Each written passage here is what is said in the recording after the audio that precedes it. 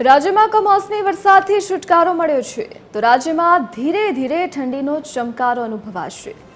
રાજ્યના તાપમાનમાં 2 થી 3 ડિગ્રીના ઘટાડાની આગાહી કરવામાં આવી છે।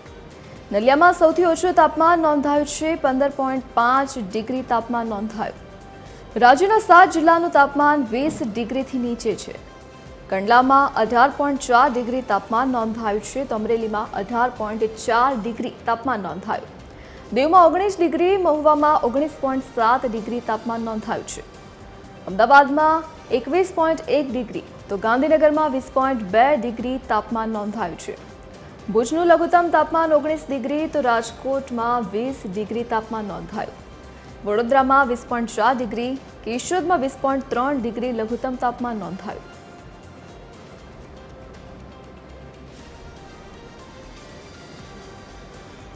સંવાદદાતા અભિષેક સિંહ વાઘેલા આપણી સાથે લાઈવ જોડાઈ ગયા છે। જે અભિષેક, ઠંડીની શરૂઆત થઈ ગઈ છે, હવામાન વિભાગની શું આગાહી આગામી દિવસોમાં?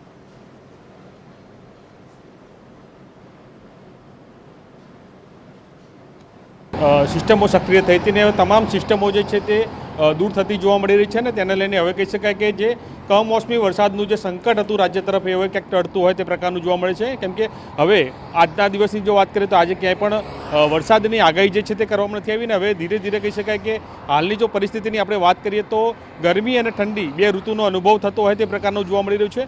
કેમ કે વહેલી સવારે જોઈએ તો ઠંડીનો ચમકારો જોવા મળી રહ્યો છે અને ત્યારબાદ બપોરની જ્યારે વાત કરીએ તો બપોર પછીનો જે સમયગાળો હોય છે ત્યારે ક્યાંક ગરમીનો અસહ્ય અનુભવ જે હોય તે થતો હોય તે પ્રકારનું જોવા મળી રહ્યું છે।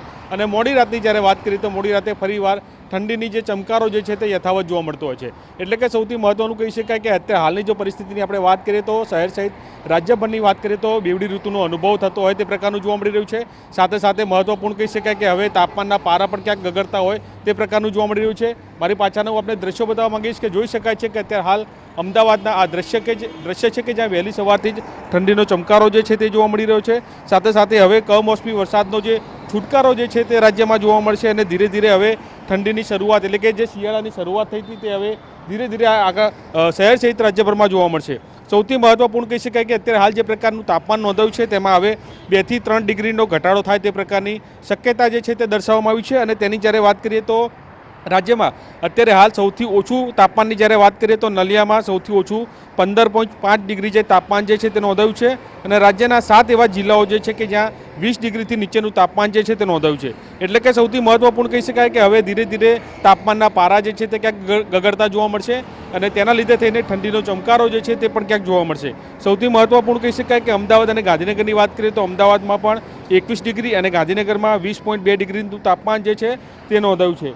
એટલે કે ધરતી સૌથી મહત્ત્વપૂર્ણ કહી શકાય કે જે પ્રકારે જગતનો તાત ક્યાંક ચિંતાતુર બન્યો હતો કેમ કે જે પ્રકારે વરસાદ જે છે તે વરસ્યો હતો, કમોસમી વરસાદ જે છે તેનું સંકટ જે છે તે જોવા મળ્યું હતું।